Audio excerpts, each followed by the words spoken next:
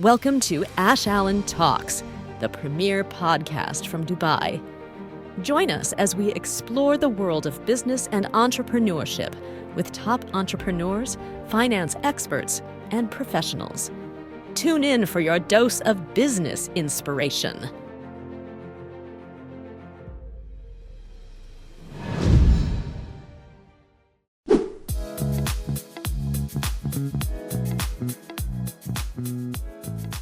We're having a very interesting guest, and we have collaborated before also 2-3 podcasts. I guess it's a fourth Q&A session.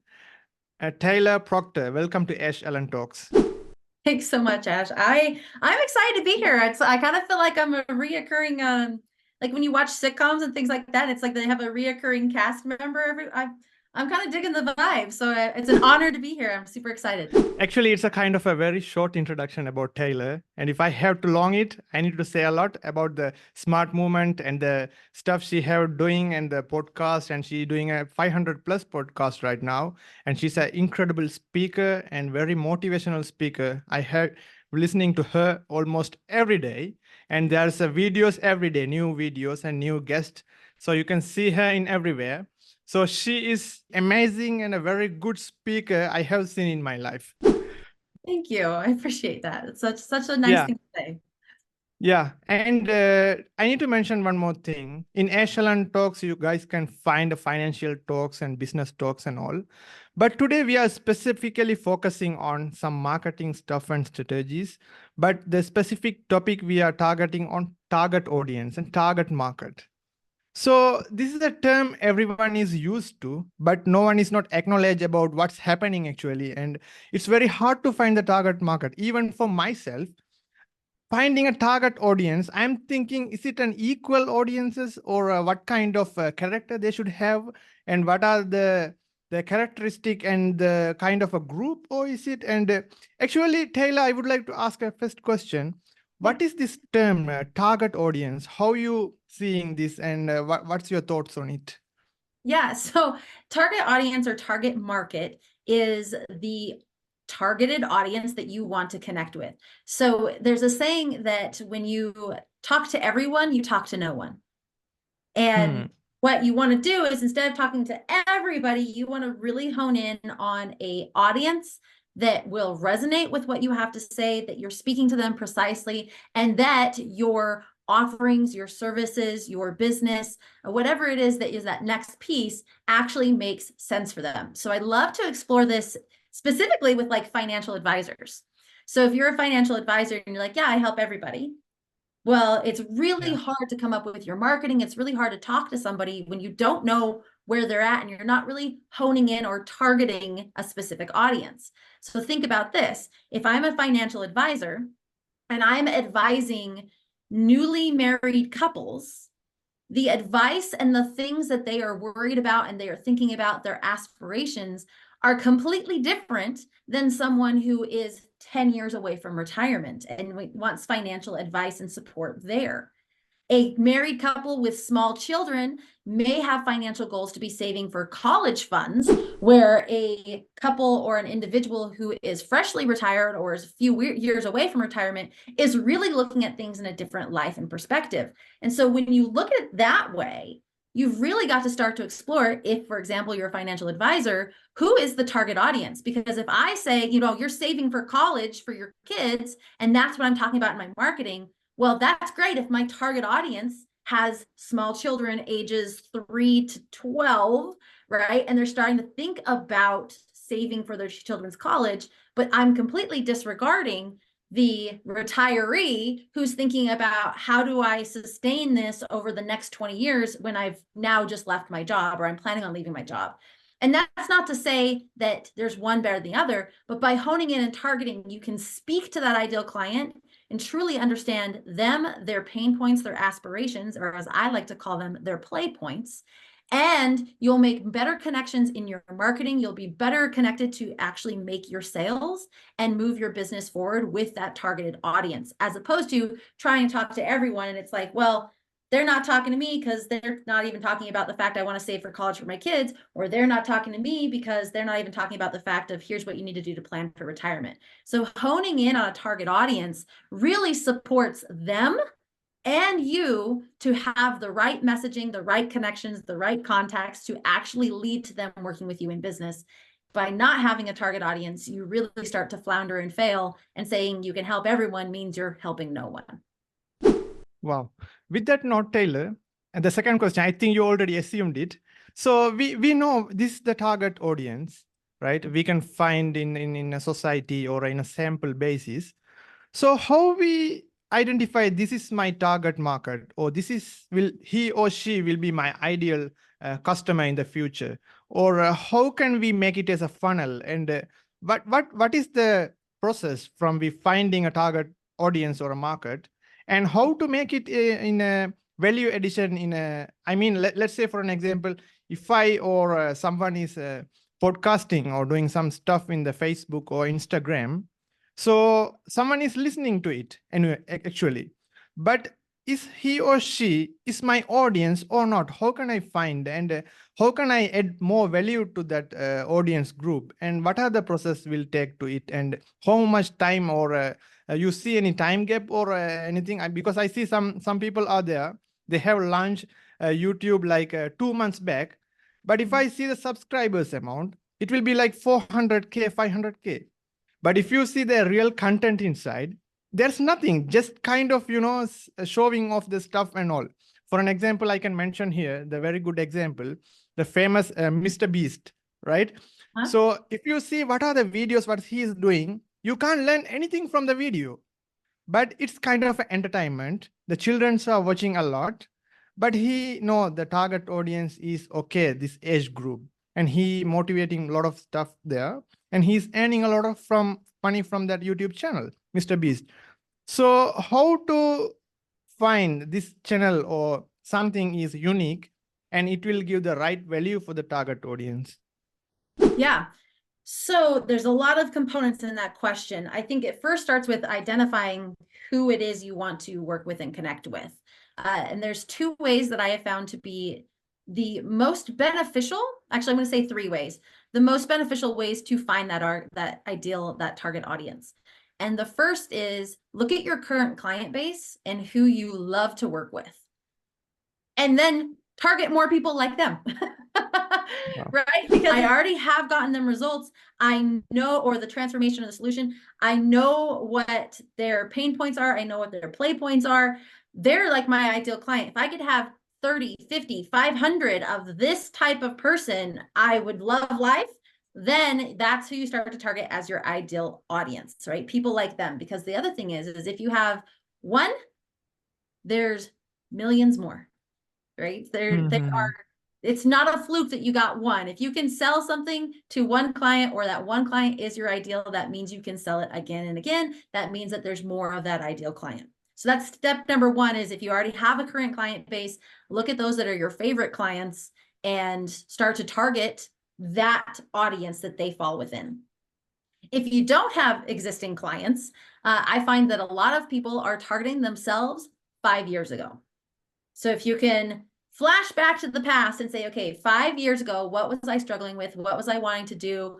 What made me work with who I worked with or buy this product and things like that? That's usually a space where people can go, okay, I'm targeting me 5 years ago or 3 years ago. This is what I was going through. Now I can target that audience.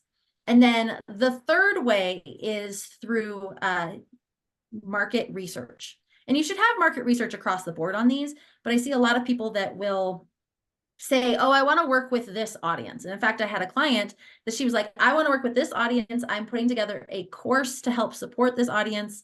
And I'm super excited about it. And I was like, that's great. Go out and talk to that audience. Make sure that what you are building in your course is something that they actually want and need and will solve problems for them, not just guessing. And go have those conversations. So we set a goal to have 40 conversations in a month, and with that ideal client. Flash forward a month later, and she goes, so I had my 40 conversations, and that is not the client I want to work with. Because she'd had conversations and was like, I've been guessing and thinking this is what I want, But after doing the market research and even just having conversations, she was like, hard pass. That's actually not who I want to work with at all. And so market research can really help support you getting in and understanding that audience. Do you really want to work with them? And then if that's the case, start targeting in on what are they staying up at night worried about? What do they wish they had in their life? And I'll take it a step further. You want to look at the verbiage that you're using as well. Like I had a client that she was like, I just help people live an empowered life. And I said, nobody talks like that. Coaches talk like that, but a real person doesn't say to their best friend, oh man, I wish I just had an empowered life. True. It doesn't play that way. Instead, they say to their best friend, you know, I want that promotion at work, and I want to go take more vacations, and I want to move to Costa Rica, and I want to drive the nice car. Like they say what it is that they want, that is the reflection of the empowered life. And so when you're looking at targeting into or honing in on your target audience, when you know who they are, you've now targeted them, you know their pain points, you know their play points, you know what they really want. Now, instead of being like, hey, I can help you have an empowered life, instead it's, do you daydream in the middle of the day about how you wish you could move to Costa Rica and spend your evenings drinking a margarita overlooking the bodega or, you know, wherever? And if that's your ideal client's dream life, then they're like, that's exactly what I do. And now they know that you're talking to them, and the rest of it can all start to fall into place. So that's the first part of your question, how to get that. The second part is that, like, how do you actually speak to them? How do you actually build an offer that makes sense to them? And how do you do it in a way where they continue to come back? So taking out like Mr. Beast, for example, like you had said, he is targeting a younger demographic and is creating and editing his videos to continue to have them come back. And he's using that to leverage. They're not a market that is buying, but their parents are buying. And through his views, he's getting monetization and money coming through that way. So he's found a way to target and speak to his target audience without having them be the direct purchasers. Now that's a whole different game. Okay. If we're looking at, okay, your target audience is who you want to work with, or your direct purchasers, your consumers, the way to start that funnel is to see what they really, really want, what they need, but what they want first, because a lot of clients and a lot of customers will say, I want this when they need this, right? Or there's steps to it. So you need to answer what they want first. And then that can support what they also need. And you can offer that by targeting in, knowing who they are, what they stand for, what they want in their life, their demographics, their psychographics, their top emotions, their motivators. And at the simplest level, I like to look at it and say, okay, what is the problem, or what is the problem they're looking to solve? And if they solve that, what would their life look like? And if you can answer those two questions, you can forget the rest. It's all helpful and great information. But if you only have time to ask two questions, it's what is the top problem they're looking to solve, and how would their life be different if that was solved? You can answer that. You can start to build out products, services, offerings to support that. And you have the language to be able to say, look, here's how you're feeling now. You're trying to solve for this. Here's what we offer, and the aftermath looks like this. And because you've answered those two questions, that marketing, that messaging is already there in place. Wow. With that note, Taylor, I have to say 3 examples I have here. Number one, like Nike targets young, active individuals by using motivational messages and endorsements from popular athletes. And Dove focuses on promoting body positivity and self-esteem to women through the Real Beauty campaign. And Tesla appeals to environmentally conscious and tech-savvy consumers. So these 3 type of industry, actually Nike into sports, and Dove into beauty, and Tesla into environment or innovational stuff. So these 3 categories, they have identified their target market and target audience or target customers. And they are running in millions and billions right now. And so how they can categorize this demographics and psychographics stuff based on their basic assessment? So what they are doing is they're looking at their brand and what the brand offers, and then the messaging within that. So if you look at Dove, okay, at the highest level, they are offering beauty, right? Beauty products. They're recognizing real beauty, and then they are supporting that with messaging that is like real Dove beauty hashtags and their campaigns and their commercials. That is that at the highest level. So you can say they're targeting women who want to embrace their own beauty and be more confident in their skin. That's their audience. But when they target it and you actually look at their products, right, they're not targeting anti-wrinkle cream to the 16 to 25-year-old set. They're targeting anti-wrinkle cream to 35 to 65s, right? And so that is where it's like their messaging could be, they're targeting in on the audience. Let's say it's that 35 to 65. They start running campaigns and having discussions with real women saying, you know, wrinkles are beautiful, but also if you're looked in the mirror and gone, oh my gosh, who is that? We have a wrinkle cream to help delay the beauty of aging, right? And like they can talk still about real beauty and those things, but offer products that support natural growth and beauty and aging, right? So, but again, you're not going to focus on your anti-wrinkle cream or those like the natural beauty of aging to a target demographic who is brand new babies, right? Like, and I say that in like anything younger than 25, you don't understand that like your skin is in great prime position, right? And so there is like, they have that higher level messaging and market and who they are and what they stand for, right? Their mission, their vision, their values. But when it comes to actually a target market, what you're looking at is that they are honing in on the products per demographic. And now let's use Nike, same thing, right? A basketball shoe does not need to be marketed to a tennis player. So when they're marketing their basketball shoes, they are connecting with influencer celebrity people like, and I don't know if Nike is LeBron James. I think he is, or he was back in the day, right? But let's say that they're partnering with star athletes. Let's say it's LeBron James. Well, that's going to attract the male basketball players, usually high school to college age, right? All of these things, that's targeting in and honing in on that market. Whereas tennis players, they may get Venus or Serena Williams to highlight their shoes or their products to female tennis players in the ages of, you know, X and Y. And so you really start to look at, when you're looking at these larger brands, yes, they have an audience, but when you look at their actual products, that is where the target audiences lie. And that's where the marketing campaigns start to spin up in a very unique and honed in way. Now, you mentioned Tesla, environmentally friendly. Okay. Some of their cars are more in the SUV space and built more for adventurous, eco-friendly versus, or the moms and families who are eco-friendly and need more space. And so even then you can hone in on that target audience in your messaging and in your marketing. Wow. In this case, Taylor, I have to ask a little bit. We went, I think, in a broad category, like a big companies. So if we see the market in a small scale, the startup people or a new innovational ideology people who are coming into market, so they have feel in some point, okay, I am trying to find my ideal customer or a target base or a target group.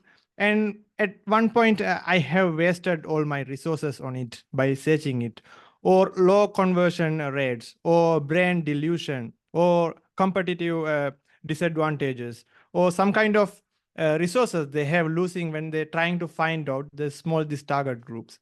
So in this criteria, so actually how or what is the right way to find the target groups or target audience in a low cost?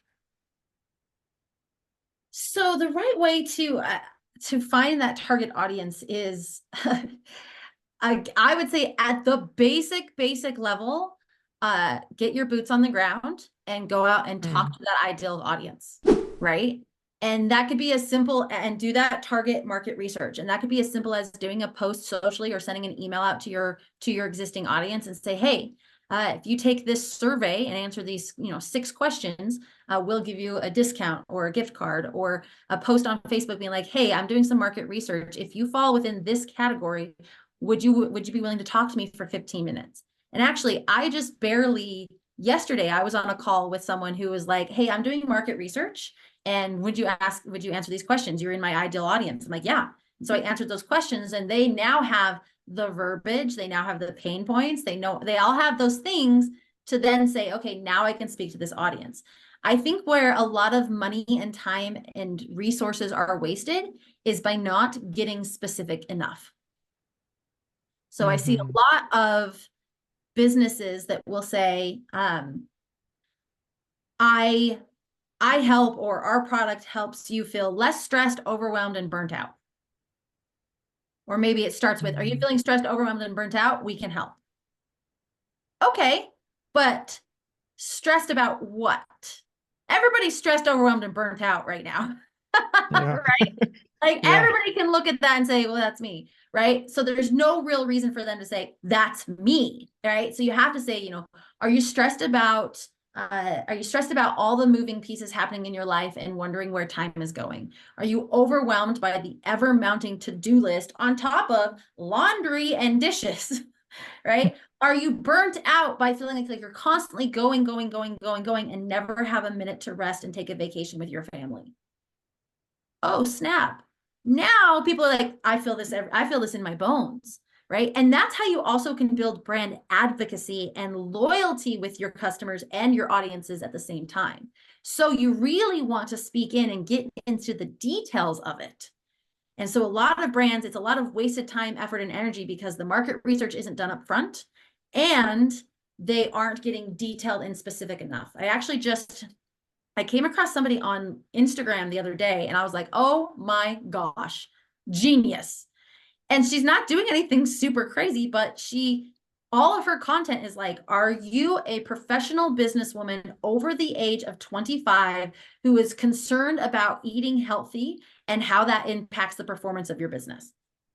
Wow. Holy smokes. Like, that's me to a T.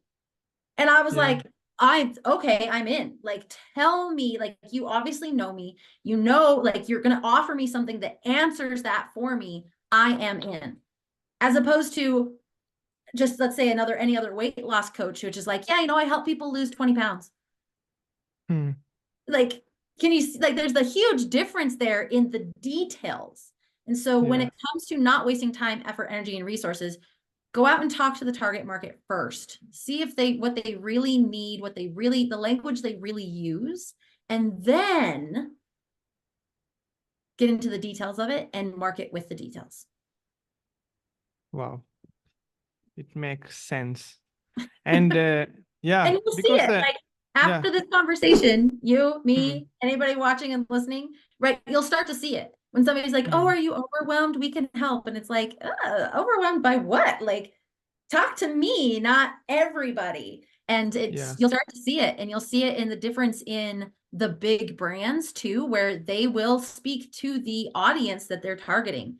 Speaking of like Dove competitors, I guess you could say, is Bobbi Brown just released a new makeup brand, and it is straight up targeted for its foundational makeup, and it's targeted for women 45 and older, so that your foundation doesn't cake in your wrinkles and you can have a natural yet still flawless look.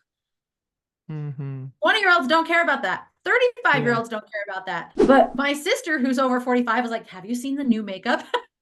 And is totally in on it. And they can also now, when you hone in, there's this other piece that's a huge benefit of a target audience. You need to know your target audience and their price points, but also when you're completely targeted as a business, that allows you to raise your pricing. Because it is so like, this is for you. It's high value. It's worth it. It's not for everybody. It's for this very distinct group of people, right?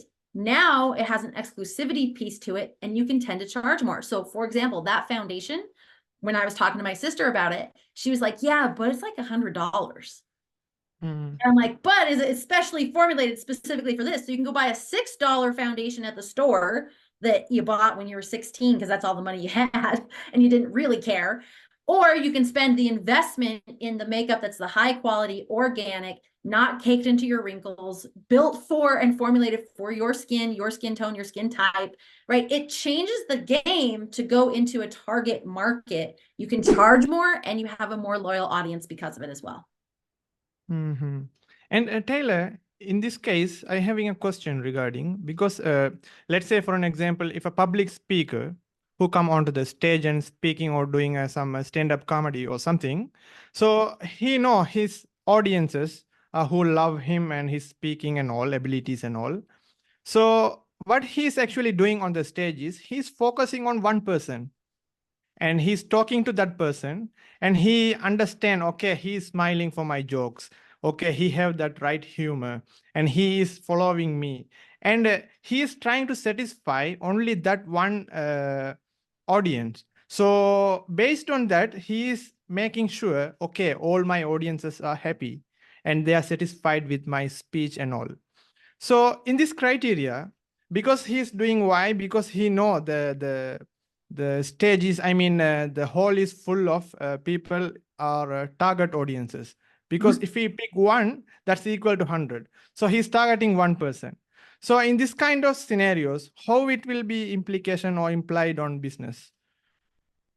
Yeah, it's the same, right? So if you are speaking from stage and you're like, perfect example is it would make 0 sense for me as a business owner and the way my business is currently set up for me to go and speak to a group of yoga specialists, right? Mm-hmm. Like they may not be treating it as their business, so it makes no sense for me to go and speak to that audience. Now, if it was a conference that was all about getting good at business and yoga people happened to be there and there were pieces of that, then maybe. But I even look at, I'll use me as an example. I work primarily with online service-based business owners who have been in business anywhere between 1 to 5 years, who have a vision for how their business can change the world. They want the thrill of extra commas in their bank account. But when it comes to what are those next steps to get there, that's where they're struggling. And that's where my methodology and my business can come in and help. They also tend to be solopreneurs up to a contracted team of about 3 to 5 individuals, but they're contracted team, not necessarily employees, right? So by knowing that, that allows me to pick and choose where I show up. What Facebook groups am I posting in? What ads am I running? What stages am I speaking from? So when you're let's say in that bigger business space, it is the exact same. Do not spend, and this goes back to your other question about like time, effort, money, and resources being wasted. Don't spend money where your ideal client is not. If your ideal client loves dogs, awesome. You could try some external promotion, some outer promotion where it's at dog parks or you're partnering with dog trainers or whatever it is that can be a nice complement to your business and still connect with that ideal client. But you're certainly, if your ideal client loves dogs and can't stand cats, you're not going to go market to the cat market. It's just not going to happen. So you've really got to look at that in that same way. It's just like a speaker or a comedian speaking from stage. They are setting venues and attracting audiences that will find their humor funny. It's like you wouldn't connect an audience, and we've seen like the worst examples of this, but like you wouldn't connect an audience, and I think of this primarily here in America. You wouldn't go to a comedian who was a political comedian that you knew swung one way or the other if you didn't my favorite. Yes, yeah, exactly. If you don't like political humor, so like you're not going to follow or pay to go and see this speaker or this comedian because you know you don't like political humor or you don't like their flavor of political humor. On the flip side of that, there may be people who are like, oh my gosh, they speak the truth and they're funny while they do it. I love their left-wing humor. I'm going to go all day, every day. I'm going to share it. I like love what they have going on. I'm attaching who I am because their comedy is so great that I'm sharing it with other people. Like very different, but you've got to make sure that you're in the right place with the right people so that it's not a waste of time, effort, money, and energy, and you're speaking to that right audience. Did that answer the question? Yeah, of course. I'm wondering that because I was thinking regarding that question and all yesterday, I was decided to ask from you because yeah, public speaking is a very good example for a target audience because he's targeting each and every audience. Because I too thinking in before 2-3 years, these public speakers are talking to each and everyone. No, they are. What is their formula is they are talking to one person actually. And from that one person, he's identifying, okay, my speech is going well Mhm. based on the reaction of that one person. Yeah, and I think too, it's we build out when you look at business strategy and also product strategy and service strategy, like one of the first things you look at is that target audience. And you often hear us say like your ideal client avatar, your ideal client persona. And what that is it consolidates this group of people into one.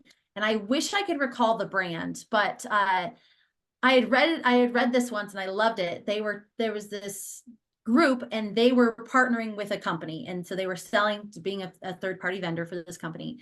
And they were right there, like everything was solid. They were in their last meeting. They were going to sign contracts. It's going to be great. And then somebody in the meeting said, well, I don't think Suzanne would like that. And they were like, Yeah. who's Suzanne? Like, we've been having conversations with you guys for months and like nobody's ever mentioned Suzanne. Is she a key stakeholder? Like, is she a decision maker? Who in the world is Suzanne? And so they're like kind of taken back and they're like, okay, well, like we can talk to Suzanne and work it out.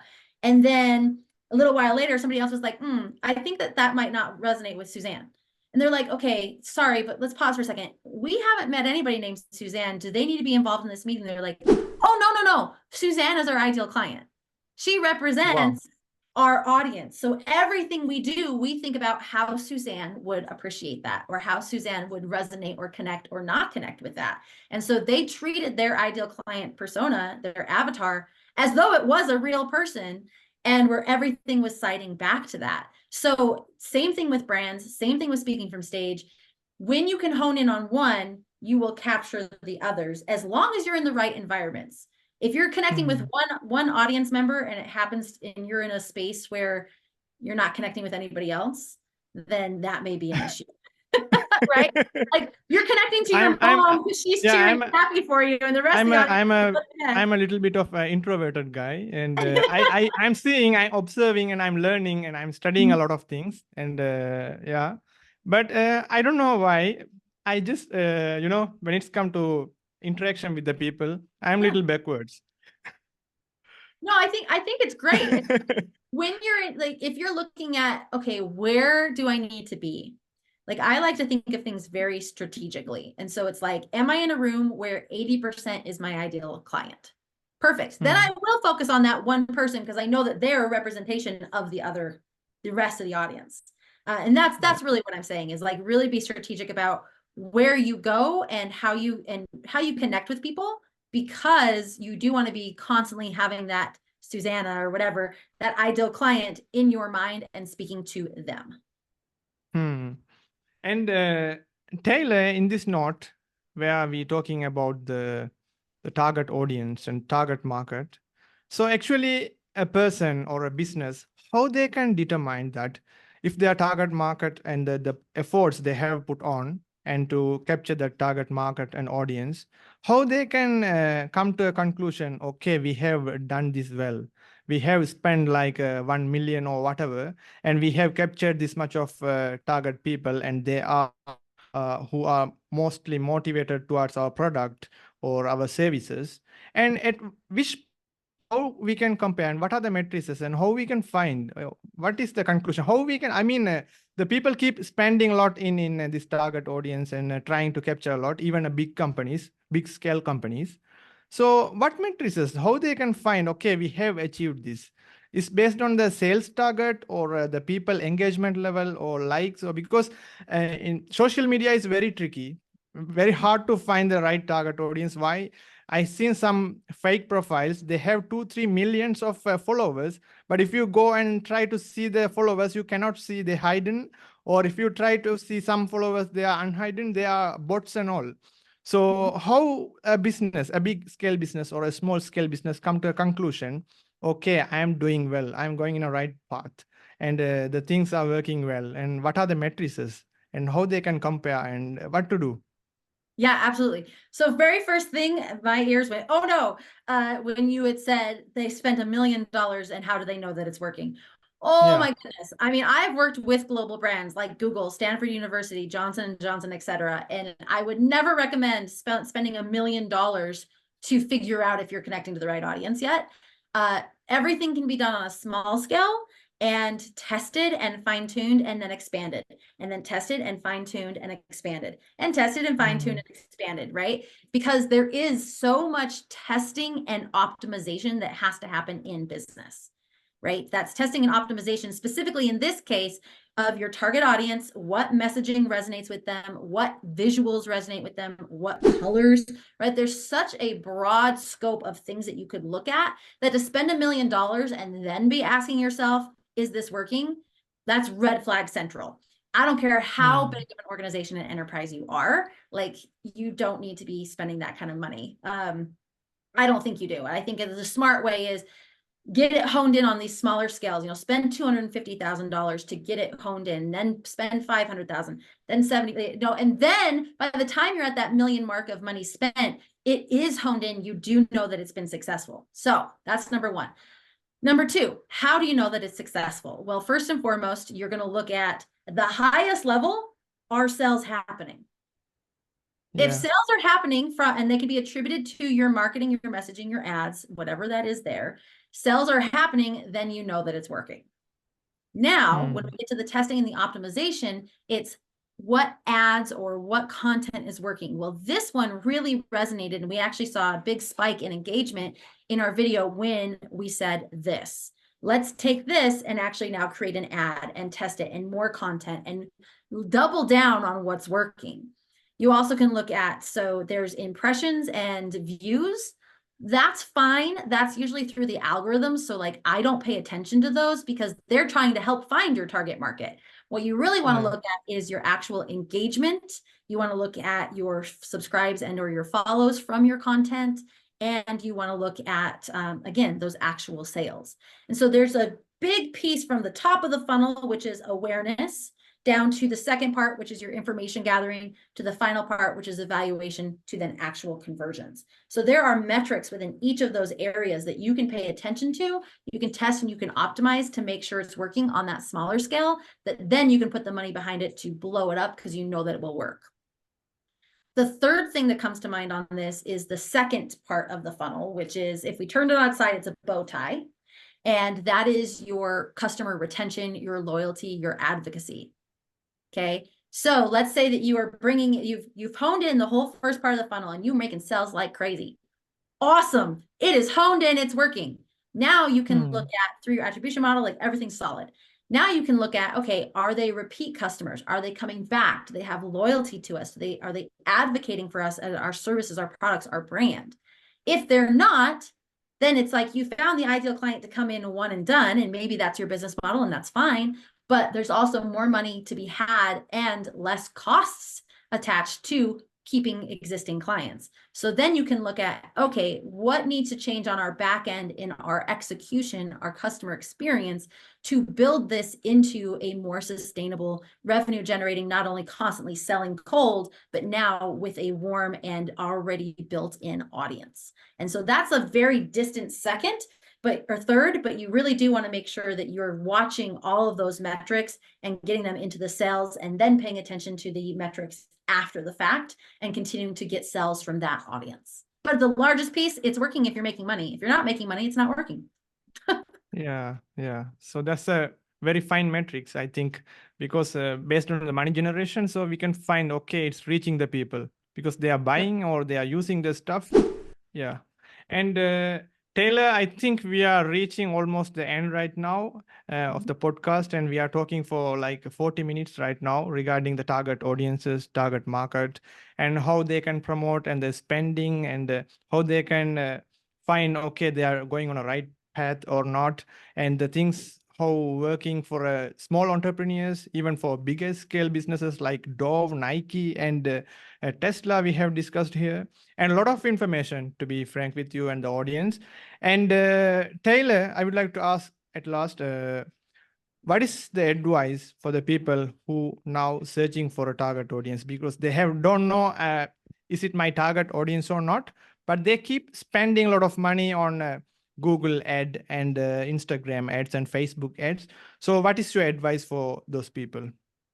So I recommend to anybody that I connect with and work with that if you are not making at least $5,000 USD, right? If you're not making at least $5,000 through organic marketing, you should not spend money on ads.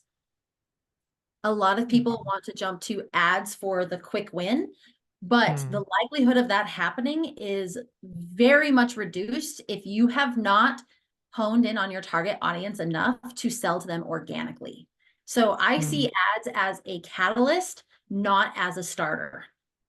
So you've got to build the organic audience, really understand their message, their messaging, their vocality, like how they speak, what they're worried about, speak to them on their language, get really good at making those connections with them, for them, making those sales. If you can make $5,000 a month consistently through the organic marketing space leading to your sales, that is when you're like, cool, I know my audience well enough that I could craft a very compelling, short, and enticing ad for this audience. And now I can put money behind it and it will catalyst my growth and my outreach and my leads. But if you're like, hey, I'm just starting and I think this is my ideal audience, I'm going to start running ads, you are wasting your money. Wow. To put it short and simple. Yeah. And I think it's applicable for me also. Because I have spent, and before, previous my YouTube channel, I have spent a lot of money on promotion and stuff. Finally, the stuff, I think the money was wasted on it. And Taylor, we will give a shout out for tomorrow's sneak peek event. Oh, yes. So speaking of honing in on your ideal audience, really understanding those next steps to take. And it's funny because I don't think we have anybody who talks about ads for the reason that I just said. I don't think that ads add a lot of value until you have your stuff honed in. But we have a summit coming up. It is the Get Good at Business Summit. It is May 16th and 17th, so tomorrow and Friday. And we have over 20 expert speakers in several different areas, all dedicated to helping entrepreneurs get good at business. So topics like we talked about today will be discussed, as well as several others. We have some speakers who are talking all about how to optimize and monetize LinkedIn. Another one who's speaking about how to monetize your YouTube and podcasts, even if you don't have a large audience. We have others that are talking about how to utilize intuition to support your business growth, all the way to execution and velocity giving strategies as well. So it's going to be an incredible event. It is all virtual, online for entrepreneurs. And if you go to summit.getgoodatbusiness.com, you can check out all of the information about it, see if it's a good fit. And if it is, you can type in my name when you register and get your tickets for free. Summit.getgoodatbusiness.com. Type in Taylor when you register and you can get your tickets for free. Wow. Thank you. Thank you very much, Taylor. And it was a very fruitful and informational time. We have spent like 40 to 44 minutes right now. And it's very, very informative. And the people who are listening to it, because I have received a lot of frequent questions before the day, I think 2 weeks back, because I have shout out on a X platform and a lot of questions are there. And I think all the questions have answered here. If not, please comment on here, or I can share in Spotify, and we'll get back to you soon. Thank you. Thank you very much. Thank you.